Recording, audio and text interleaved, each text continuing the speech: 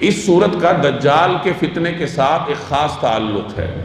مختلف روایات میں دجال کے فتنے سے بچنے کے لیے اس صورت کی تلاوت کی تلقین کی گئی ہے۔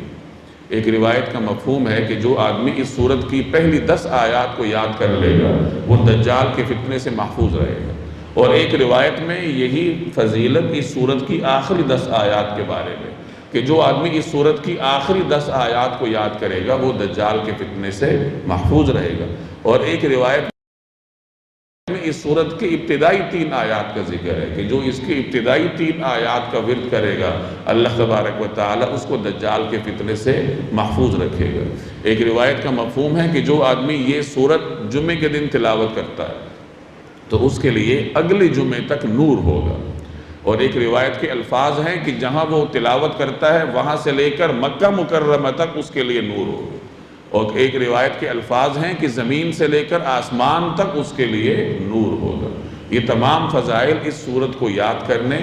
اور اس کے ورد کو اپنے معمول میں شامل رکھنے کے متعلق ہیں۔